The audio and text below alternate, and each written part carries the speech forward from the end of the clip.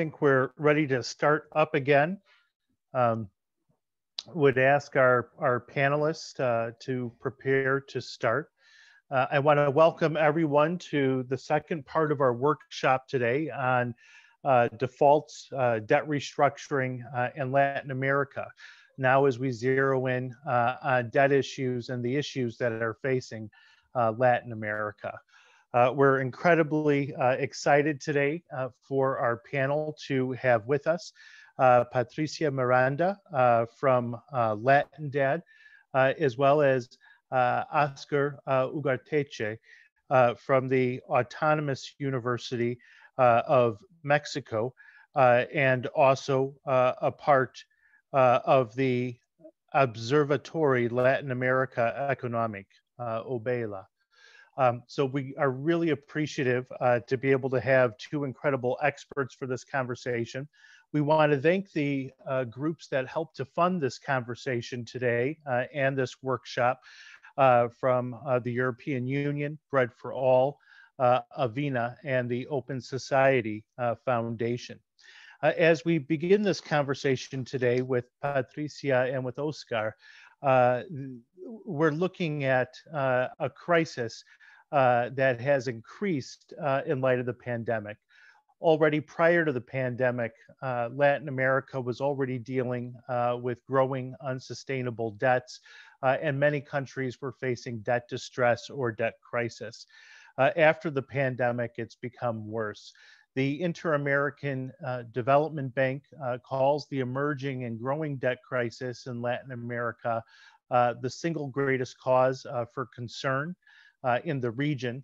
And the UN Conference on Trade and Development notes that many countries in Latin America could face lost decades of development. We've seen across the region 34 million jobs wiped out, according to the International Labor Organization by the end of last year. As well, by the end of last year, according to the United Nations, 22 million people entered the ranks of poverty. These issues are integrally connected to the debt crisis and debt issues that are facing the region. So let's first start off, Patricia, with a opening presentation. After Patricia and Oscar offer their presentations, we'll have time for conversation. The conversation is being recorded, and we would ask that you use the Q&A function to type your questions in. Please feel free, right as the presenters begin, to start entering in your questions. Patricia.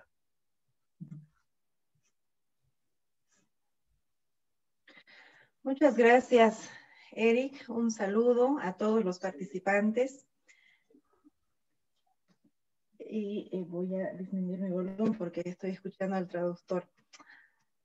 Y muy contenta de compartir este espacio con grandes colegas y amigos como tú, Eric y Oscar. En esta parte del webinar yo me voy a referir a un contexto de la deuda en América Latina, su evolución, su composición y cómo está la situación en este momento. Voy a comenzar con un poco de historia y me voy a referir a la crisis de los 80, aunque Latinoamérica tiene como una característica que es las crisis son un aspecto recurrente en la región. Es parte de nuestra historia, de hecho desde nuestra independencia en muchos países. Por lo tanto, yo voy a comenzar no desde el principio, sino a referirme a la tan conocida crisis de la deuda de América Latina de los 80 y sus antecedentes. Como ustedes pueden ver en este gráfico, en 1975 vemos un crecimiento de la deuda, coincide además con la crisis del petróleo, donde los precios suben extraordinariamente, podemos ver el año 74 que suben en más del 290%, y esto al mismo tiempo genera una sobreliquidez del norte, principalmente bancos, principalmente del sector bancario, y una masiva afluencia de capitales en forma de créditos. Hay que tomar en cuenta también que en estos años muchos gobiernos en la región, en los países de la región, eran dictaduras. Podemos ver como uno de los indicadores que el saldo de la deuda externa como porcentaje de las exportaciones en 4 años subió del 150 al 250%.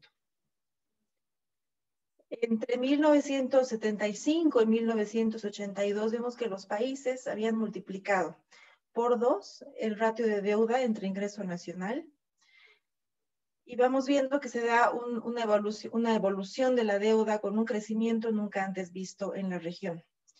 El porcentaje de las deudas de corto plazo se duplicó y las reservas pasan de ser casi el doble de lo que era la deuda de corto plazo a ser menos de la mitad. La mayor parte de esta deuda es con el sector privado, con bancos, como había dicho anteriormente, y con tasas de interés variable, que llegaron a triplicarse, subieron de un 6% a un 20%, y fue también un factor muy importante para gatillar una crisis de deuda, sobre todo con un problema de liquidez. Aquí podemos ver, y en general a mediados de los 80, ya casi la mayoría de los países de América Latina habían entrado en alguna situación de default, de crisis y de problemas de endeudamiento. Sin embargo, un hito importante es en agosto del 82, cuando México anuncia que no va a poder cumplir con sus pagos de deuda. Y a esto le suceden después otros países, Perú, Argentina. En general se da un proceso de renegociación de la deuda. Un proceso de renegociación que tiene a varios actores. Tiene Patricia, a los acreedores, a los Patricia, países perdón por deudores, interrumpirte. pero además tiene a los gobiernos de los países donde están los bancos acreedores. Y en esta crisis, a diferencia de la anterior, a esta que tuvo América Latina, Patricia, ya ingresan como nuevos actores el Banco Mundial y el Fondo Monetario Internacional con la implementación del conocido Consenso de Washington.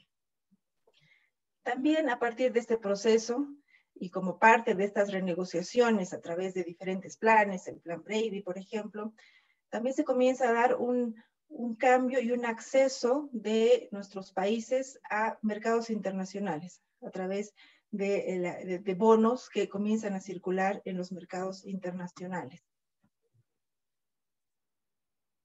Conocen muchos cómo esto se ha denominado la década perdida para América Latina. Estas crisis que hemos visto en la anterior diapositiva, más ajustes fiscales que han sido parte de los programas del Banco Mundial y del Fondo Monetario Internacional, Patricia, perdón, ¿me trajeron escuchas? una contracción y un estancamiento de las economías, una drástica disminución del gasto público, cumpliendo objetivos de reducción del déficit, y los objetivos eran de reducir el déficit a un mínimo, pero también involucró impactos sociales. En 10 años, la pobreza aumentó del 40 al 48%. Hubo un deterioro en la distribución del ingreso y una mayor desigualdad, un aspecto que América Latina todavía no ha podido superar y seguimos siendo la región más desigual del mundo. Una caída en el salario real y nominal también, y además de un crecimiento del sector informal, que es otro aspecto que caracteriza a América Latina y que hasta el día de hoy no ha podido superar.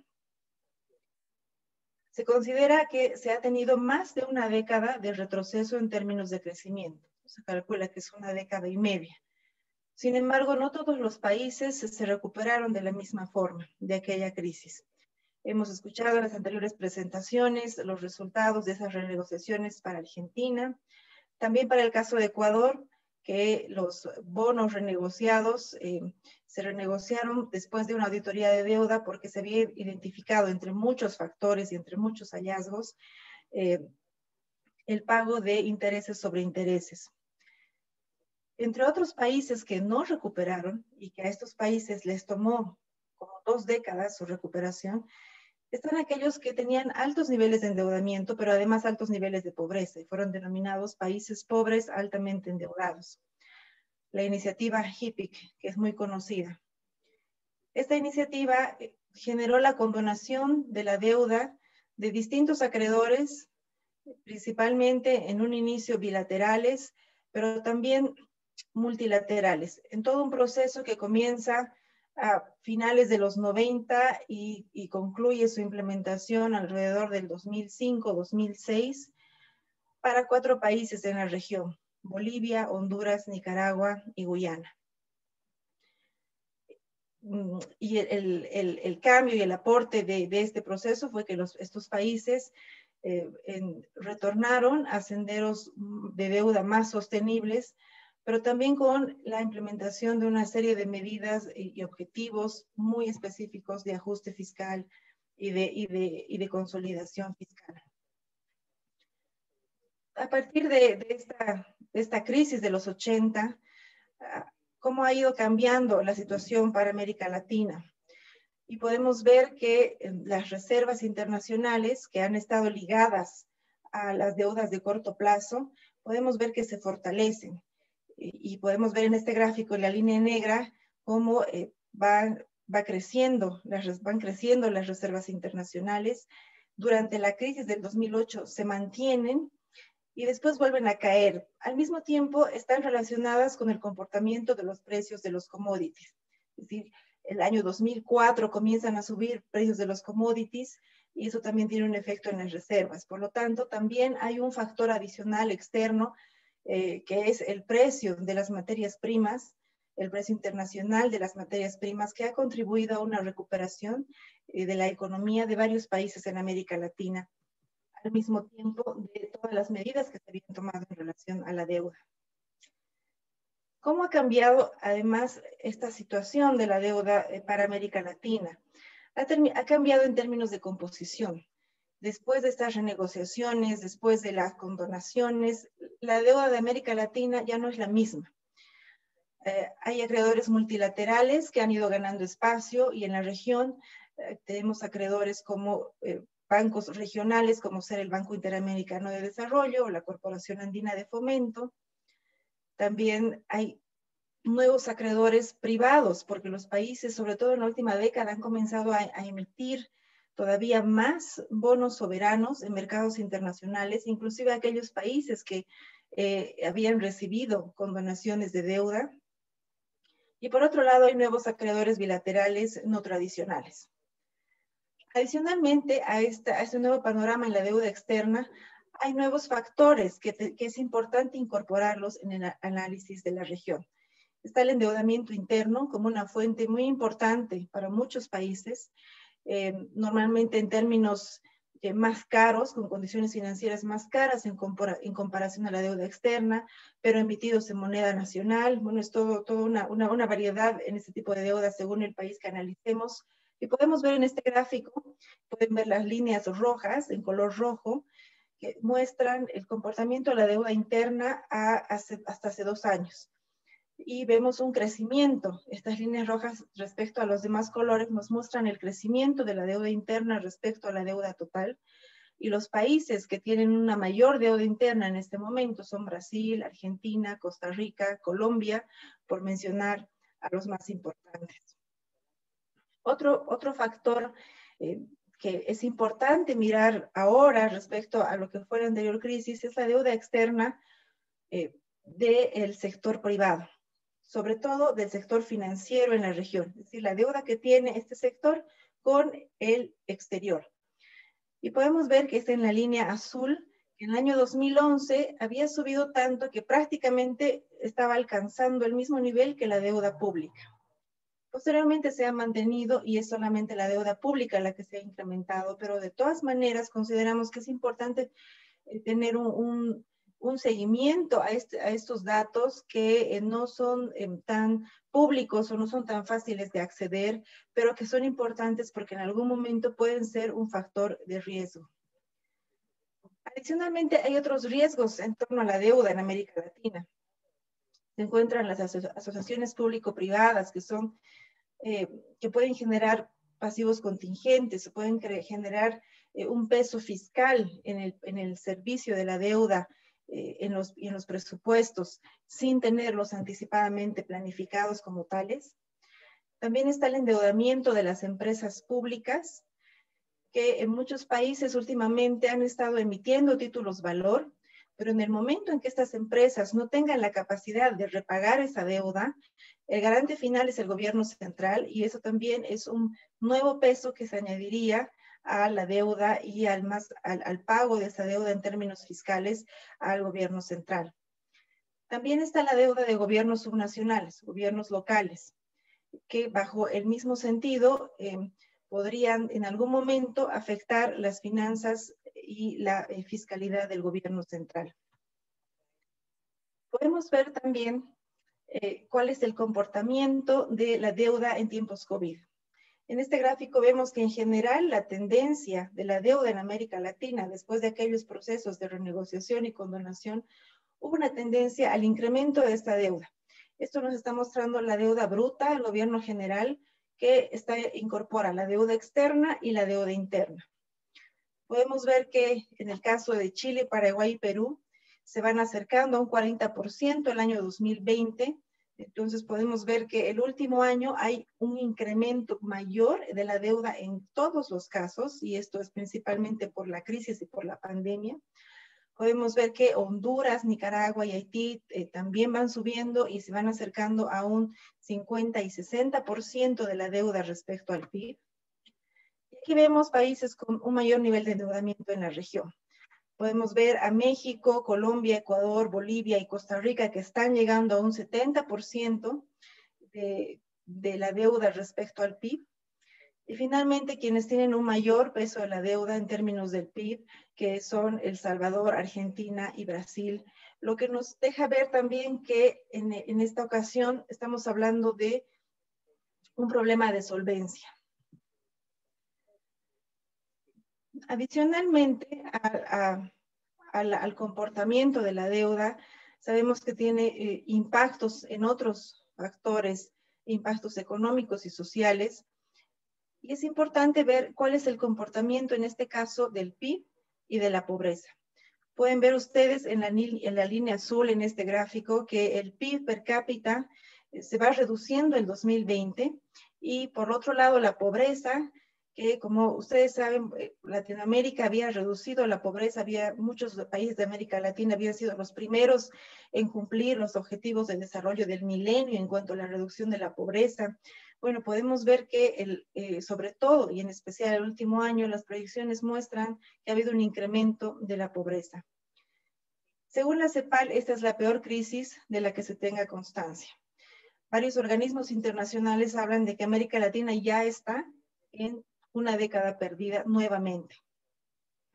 De acuerdo al BID, en términos de pérdida de empleo, en el 80% de las familias con menores ingresos en América Latina, al menos un miembro de esa familia perdió su fuente laboral. Hay una caída de la producción de la inversión y de la producción y de la inversión. La caída de la inversión es del 20%, que es una caída que va a tener sus consecuencias en el mediano y en el largo plazo. También podemos ver que, y es importante mencionar que antes de la pandemia, los países de América Latina, prácticamente todos, ya venían arrastrando un déficit fiscal. Podemos ver en el primer gráfico, en los puntos rojos, cuál es el incremento de ese déficit entre el año 2019 y el 2020. Y vemos que los mayores incrementos se dan en países como Brasil, El Salvador, Costa Rica, pero en general todos los países que ya venían arrastrando un déficit ahora aumentan este nivel. También podemos ver que la deuda pública en América Latina es del 79%, considerando deuda externa y deuda interna en todos los países, y el servicio de la deuda respecto a las exportaciones es del 50%, 57%. Eso también nos deja ver o nos deja confirmar que hay un problema de solvencia. Y el problema de liquidez no es tanto respecto a la capacidad de pago, sino simplemente con ver estos niveles de déficit fiscal que van a ser difíciles de recuperar en el mediano plazo, nos dejan ver que los países van a estar nuevamente en esta situación de decidir, cumplo y pago con el servicio de la deuda cuando tengo un déficit tan grande, en menoscabando o en desmedro de las necesidades urgentes que tiene ese país, respecto a sus sistemas de salud y de protección social, respecto a la adquisición de vacunas, etcétera. Entonces, el problema de liquidez también va asociado a esta nueva situación. En este contexto actual del COVID-19, pensamos que es importante también hablar de otras vulnerabilidades. Y el hecho de que los países de América Latina, como menciono en alguna otra diapositiva, son considerados como países de ingreso medio, no deja ver, con un criterio de PIB per cápita, que no deja ver otras vulnerabilidades, que nos parece importante mencionar algunas de ellas. Por ejemplo, el gasto de bolsillo promedio en salud, es decir, lo que gasta una persona en su salud de sus propios ingresos sin estar cubiertos por ningún sistema de salud en América Latina, ha sido 2.4 veces el nivel de los países de la OECD. Otro punto en esta pandemia es que vemos que tenemos 2 camas, ¿no? Casi 2 camas hospitalarias por cada 1,000 personas, cuando en los países de la OECD tienen casi 5 camas por 1,000 personas. También está la informalidad, prácticamente es uno de los factores que hemos visto que han tenido un mayor impacto en esta pandemia. Es el 57% en promedio, y son quienes han tenido una importante reducción en sus ingresos a raíz de las cuarentenas. Las mujeres tienen una tasa de desempleo del 2.5% mayor a la de los varones. Y bueno, aquí están nuestros indicadores de pobreza. El 30% de la población está en pobreza moderada y el 11% en pobreza extrema. A esto me refería hace un momento cuando mencionaba cuáles son los problemas de los países de América Latina en el marco de la deuda y en este contexto COVID. La mayoría de los países de América Latina son de ingreso medio, y este criterio no deja ver otras vulnerabilidades como los ejemplos que mencioné anteriormente. Países de ingreso medio están excluidos de iniciativas actuales como las del G20. Estos países tampoco tienen acceso a financiamiento concesional como se tuvo en años anteriores, por lo menos para algunos países, pero ahora es menor el acceso a este tipo de financiamiento. Es importante una necesidad, o sea, es importante y hay una necesidad muy alta de un cambio sistémico que no solamente aborde la deuda, como habíamos visto en la crisis anterior. No solamente con políticas de deuda es que los países de América Latina han salido de la crisis. Y en este momento, poder tener ingresos fiscales sostenibles es muy importante para que acompañen otras políticas sobre la deuda, como la cancelación de la deuda, y además un tema mucho más de fondo, muy relacionado con las presentaciones que vimos anteriormente, que es el cambio en la arquitectura de la deuda internacional. En la crisis de los 80 ya había un club de acreedores, había intentos de tener un club de deudores que no funcionó, pero la deuda de los países de la región se calcula en manos de 1,000 bancos. Entonces, ya desde ahí, todas estas falencias de no tener un mecanismo o una estructura para poder tener una arquitectura financiera justa de la deuda, siguen presentes. Por último, la sostenibilidad de la deuda con un enfoque integral es importante para medir cuál es el endeudamiento. El Fondo Monetario Internacional generalmente mide los indicadores de deuda externa, pero como hemos visto también hay una deuda interna y otros riesgos que no solamente deben ser considerados como riesgos y parte de escenarios, también deben ser considerados como parte de los indicadores actuales para no tener una falsa ilusión de sostenibilidad. Finalmente, estos enfoques en América Latina aún no están relacionados con la Agenda 2030 y tampoco son coherentes con el cuidado del medio ambiente. Yo me quedo aquí, hay mucho por abordar, entonces seguramente habrá muchas preguntas. Muchas gracias.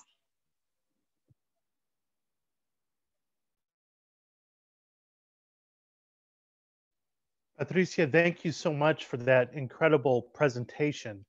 Right now, as we discuss Latin America, we see that in the face of the pandemic, many countries are facing rising unsustainable debts.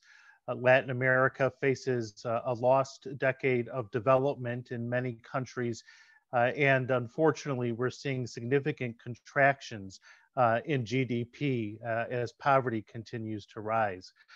Before we turn to Oscar, I know that we've been seeing some people are having some technical challenges. Interpretation is simultaneous in English, Spanish, and French. If you go to the bottom of your screen, the far right button is interpretation.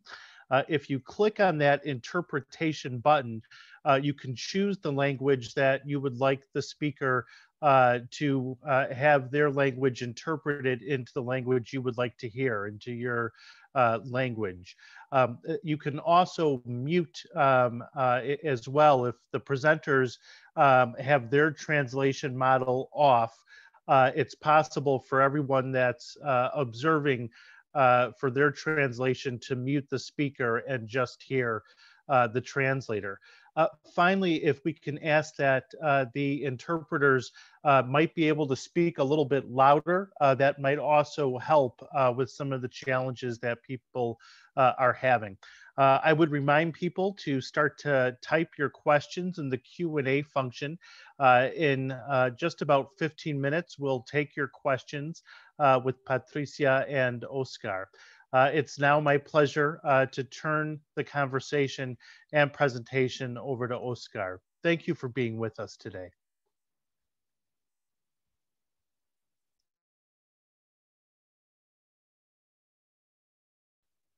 And, Oscar, you might be on mute.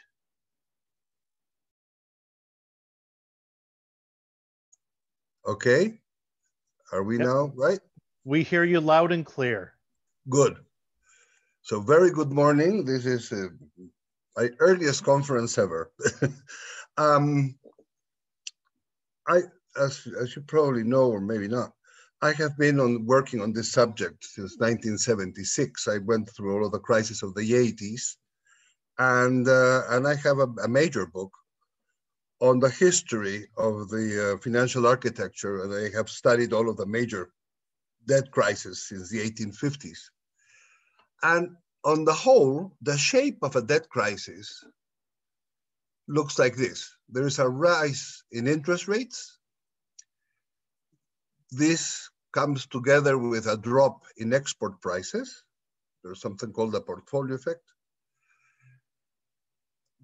Countries start refinancing, and so there's a ladder effect. The level of debt starts to rise in every refinancing. GDP contracts as a result of the export drop, and the crisis hits and the countries default. That's roughly what it has looked like in 1825, in 1872, in 1930, and in 1981. All of the debts end up always in the hands of the central government. There is no such a thing as a separation of local governments and public enterprises. No, all of the debts end up in the central government. There was an agreement in 1931 at the League of Nations that local governments should not borrow unless they had central government guarantees. I have no idea if this has been respected or not, but what I have seen is that local governments have started to borrow heavily over the past 20 years. The situation in 2021 is that we have the lowest historical interest rates. We have rising export prices. We have no refinancing in course, major refinance. We have Argentina, but Argentina refinances every day. I mean, they have continuous debt crisis. And we have Ecuador, but that's it.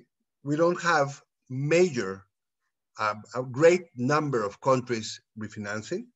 And what we do have is a collapsed GDP. And that is true for Latin America, that is true for Europe, and that is true for the United States. The implications of a collapse of GDP is that tax revenues collapse. And when tax revenues collapse, you have problems with how you're going to get the money for whatever it is you need, in this case for health.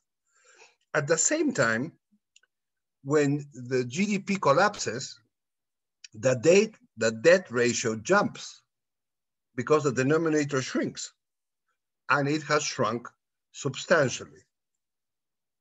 And on top of this major shrinkage of the denominator, governments have injected fiscal resources. Some have been borrowed, some have not, because some countries had sovereign funds put away from the boom days of the export prices, and they have used that, Chile, Peru, and some others, Colombia, they have used that money for the fiscal policy. Now, what the world looks like is that the G7 countries have over 100% of GDP public debt in their local currencies, and they have a tiny economic growth. I will now show you what the drop looked like and what the recovery looks like. Latin America has a debt ratio roughly of 56% if we take away Brazil. Why do I put away Brazil? Because Brazil has borrowed in local currency and has over 100% of GDP. So it looks like a G7 country. The third thing is the Asian countries have less than 40% of public debt, and they are in a region where there is the only country that did not contract during 2020. So that is the only region where we have solid economic growth with no fiscal contraction. In Latin America, strangely enough, we have stable international reserves. In some cases, they are rising even. The external sector, paradoxically, looks better as exports have continued, but imports of consumer goods shrunk as demand contracted substantially. How was it that export continued? Because we export raw materials, and that continued going. What was suspended was the global value chains. Mexico was hit. Mexico was severely hit.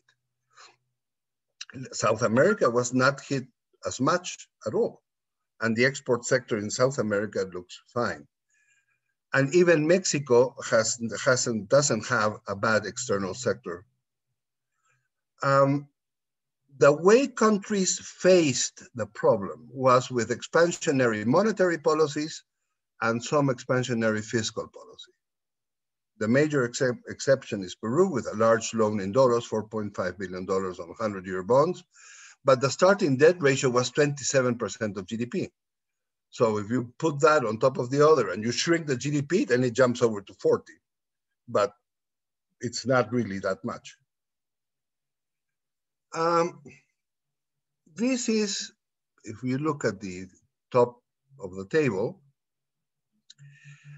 how many years were lost during the second term of 2020. This is for the G7 countries. And as you can see, the European Union lost 5 years and the US lost 5 years.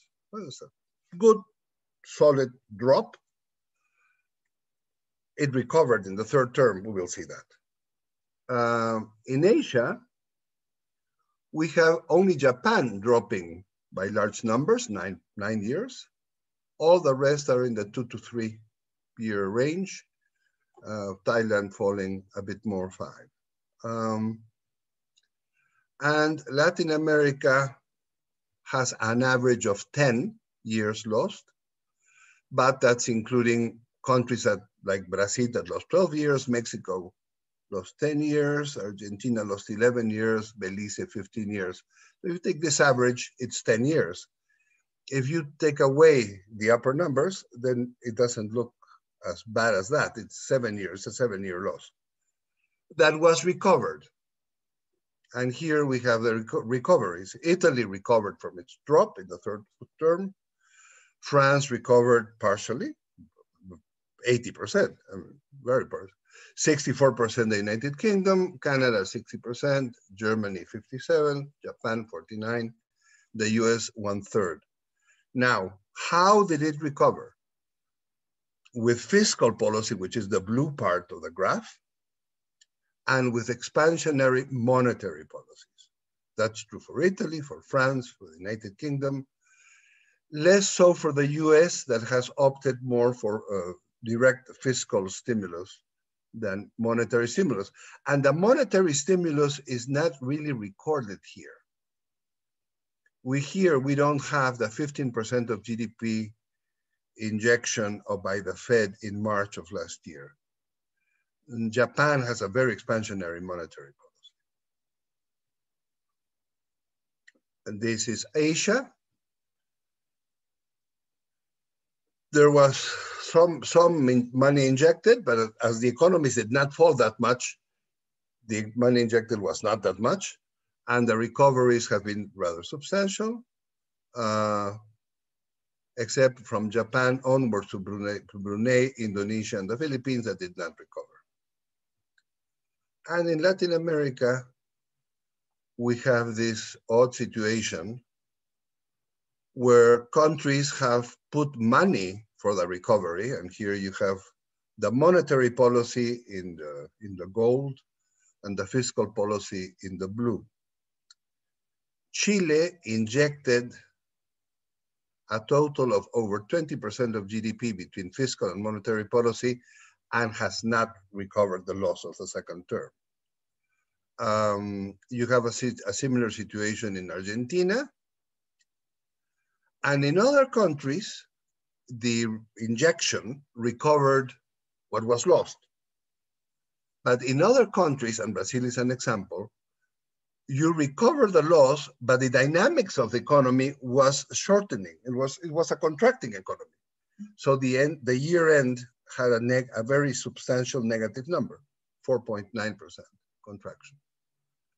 Other countries have not contracted that much. Peru is one case. Mexico has contracted severely and has recovered slightly, and will have a very slow recovery, which we'll go back into that. Now, this is the same graph that Patricia showed of domestic and external debt, where the blue is the domestic debt. And as you can see, for Brazil, the blue is practically all of it. For Argentina, it's 70% of the debt. For Peru, it's 50% of the debt. For Mexico, it's almost 70% of the debt. And for other countries, it's a substantial part, 30, 40. The one that has the least is Nicaragua, which is under 20, but you have the other ones on the 30 over 30% range. This is the way the ratio jumped. And here you can see the jump.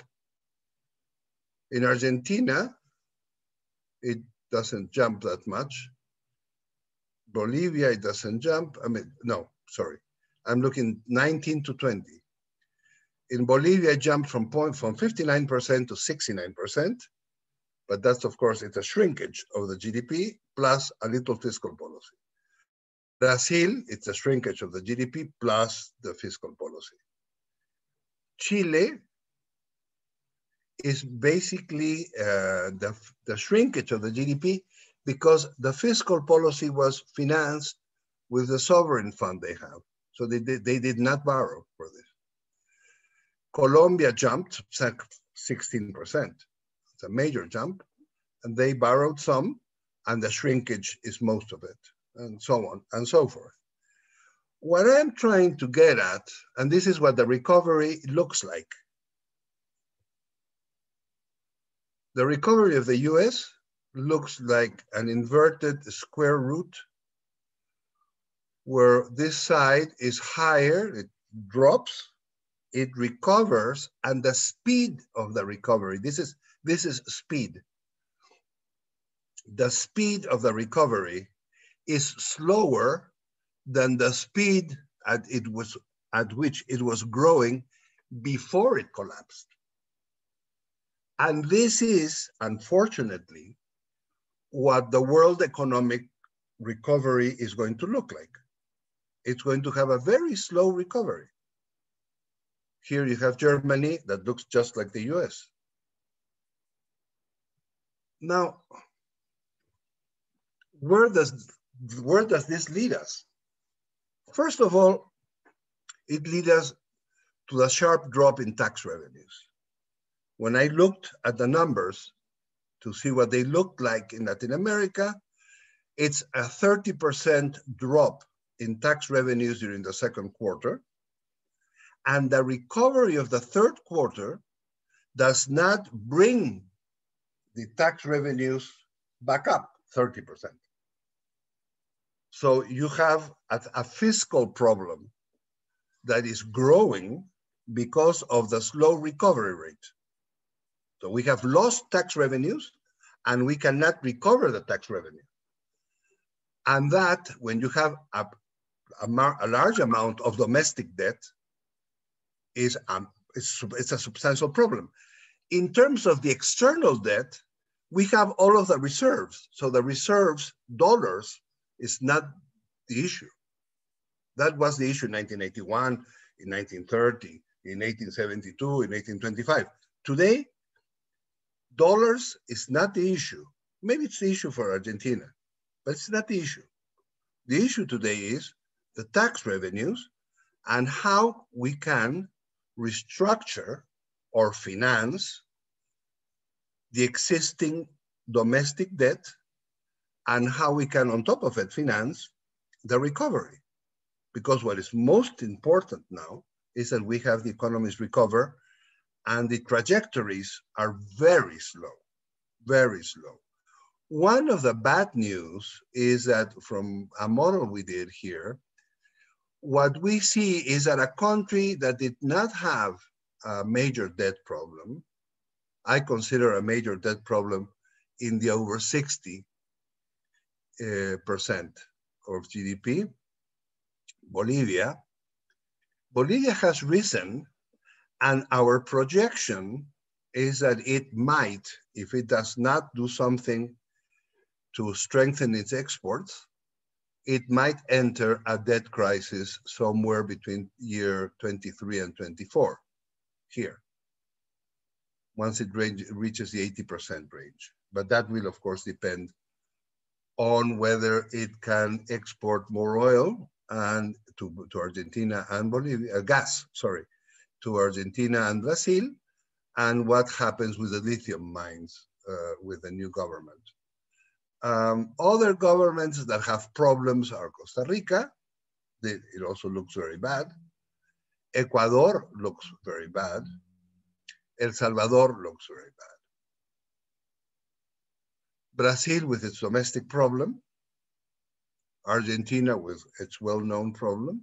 So here we are, you have 6 countries that in the future could bring a problem. The rest, I mean, basically, I think will fare well internationally, but domestically, and that's the problem.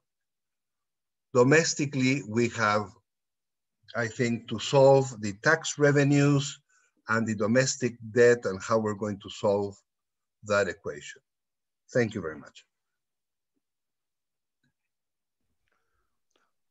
Oscar, thank you very much for that very fine presentation and for laying out the issues that Latin America faces, but also the entire world as we look at a very slow recovery. The loss in tax revenues is absolutely staggering. Already Latin America, prior to the crisis, as you pointed out, was not collecting enough tax revenue. And now the tax revenue shortfall is even greater. Mm-hmm. So we're going to turn to Patricia and Oscar with several questions that have come in. Among the questions that have come in for Patricia and for Oscar is how do Latin American debts compare with the richest economies, advanced, wealthier economies? Why in Latin America is it more problematic than in Europe, for example? We have a number of questions that have come in which are looking specifically at what are internal debts. Thanking Patricia for the presentation on that. What does that mean in terms of subnational and local private entities? What type of local or international legislation, if any, would help manage these types of internal debts and get to debt sustainability? Also, a question on how our debtor clubs organized. I believe that's in reference to the Paris Club, but that might also be talking about a debt workout through groups working together or countries. And also wanting to hear more about internal debts and explaining that information a little bit more for us. We also have some questions talking about how sovereign wealth funds are connected. If either Oscar or Patricia can share anything about that. And also, what are the prospects of the IMF assisting Costa Rica and El Salvador? So just some general questions. There are a few more that are coming into the Q&A function. You each have about 4 minutes to respond to the questions you would like to. I apologize, that's not a lot of time. And then we'll move into closing. So please respond to the questions you'd like to and offer any closing remarks. Patricia, would you like to begin? Gracias, Eric. Y una señal, por favor. Sí, está bien la traducción. Me voy a centrar en algunas preguntas, sobre todo en las relacionadas con la deuda interna y las deudas y estos nuevos riesgos que yo había mencionado. ¿Por qué la deuda interna puede preocupar? Y es porque esta deuda se paga con ingresos fiscales, al igual que la deuda externa. La deuda interna, si bien está denominada en moneda nacional, tiene tasas de interés normalmente más altas que la deuda externa. ¿Por qué nos preocupa? Porque si tenemos una caída en los ingresos fiscales y sobre todo en este contexto de crisis, hay una caída también en la actividad económica, es muy probable que los países no puedan pagar esta deuda interna con rollovers. Y entonces ahí está el riesgo. ¿A quiénes se les debe? ¿Quiénes son los tenedores de esta deuda interna? En varios países son los mismos bancos locales, están las administradoras de fondos de pensiones en muchos países, por lo tanto una incapacidad de que un gobierno central o un tesoro general pueda cubrir el pago de su deuda, por ejemplo, con las administradoras de fondos de pensiones, ahí el acreedor final son los trabajadores. Esas son las preocupaciones sobre la deuda interna creciente y que sobre todo se puede llevar una parte importante del presupuesto y si la economía no es lo suficientemente grande para repagar esa deuda con nuevas emisiones, hay un riesgo y también un impacto en la economía de los países. Sobre la pregunta que nos hacían en el caso del club de deudores, que yo había mencionado. No pudo haber un club de deudores concertado y además del otro lado los otros actores fueron muy fuertes para que la negociación sea caso por caso y en algunas ocasiones ofreciendo a algunos países algunas cosas adicionales respecto a otros. Esto es muy resumido, pero esa es una de las razones también por las que criticamos que ahora el Common Framework quiera ser enfocado así, en una base de caso por caso. Y creo que no tengo más tiempo, entonces yo aquí me quedo. Muchas gracias y le cedo los últimos minutos a Oscar.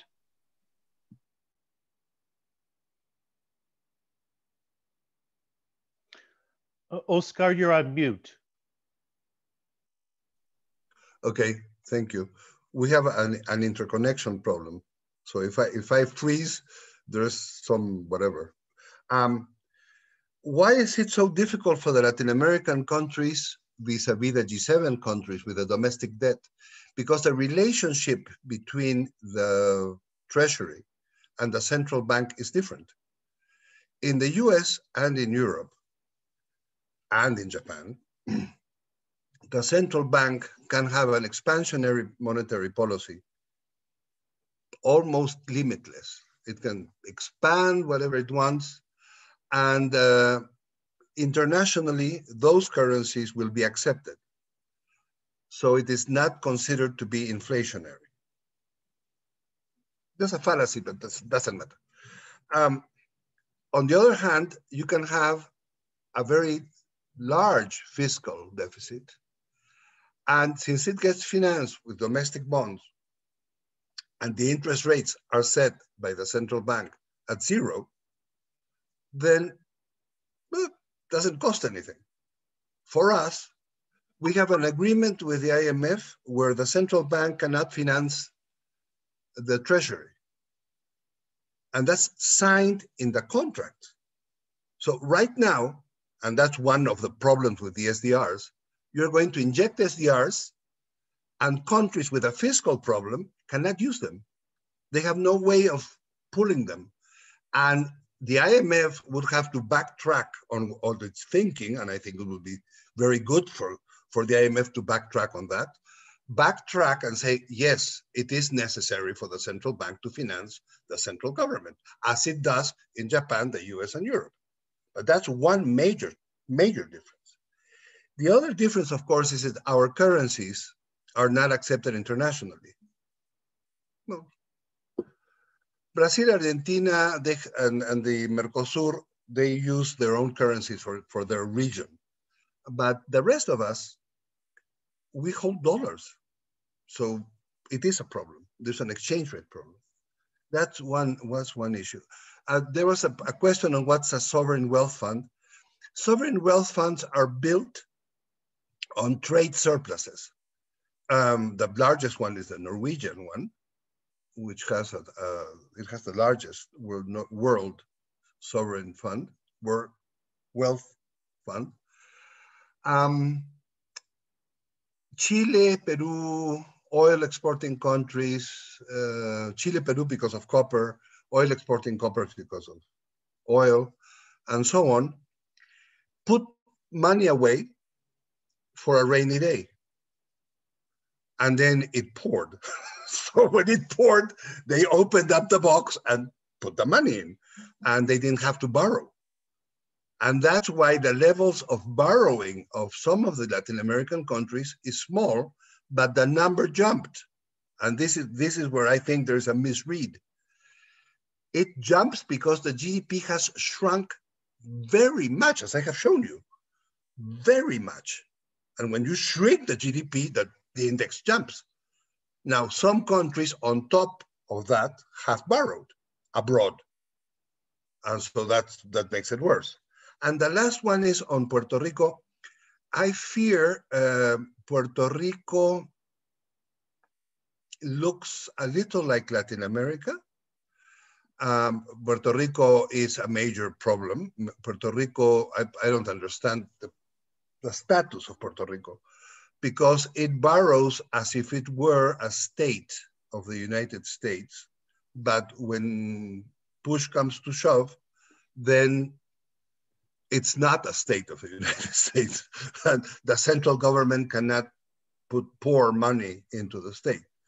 I understand from what I've seen, the indices look more like 100% of GDP or more, and it has a stagnant export sector because of the stagnation of the tourist sector and production fell. So the combination is a bad combination. It looks like Latin America in the 1980s. That's what it looks like. And that's basically, I think, my 4 minutes. Thank you. Thank you so much, Oscar and Patricia. This was incredible. And for both sessions of today's webinar, we did not have enough time. We just scratched the surface. I know our friends in Eurodad who organized the event said that they will send on materials to everyone who's registered so you can get some more background, and please follow up with Eurodad and the rest of the DADS and Jubilee groups as the co-sponsors with any additional questions you have. We do want to thank you all for joining. We want to offer a very special thanks not only to the speakers, but to the interpreters who did a really wonderful job. And thanks for folks for working out the technical issues we were facing during the presentation.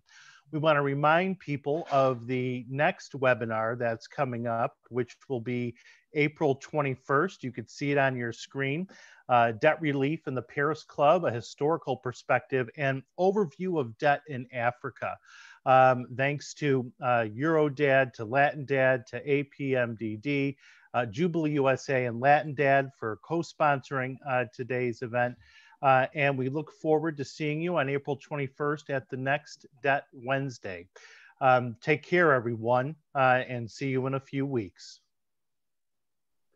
Thank you. Thank you. Bye. Gracias. Ciao.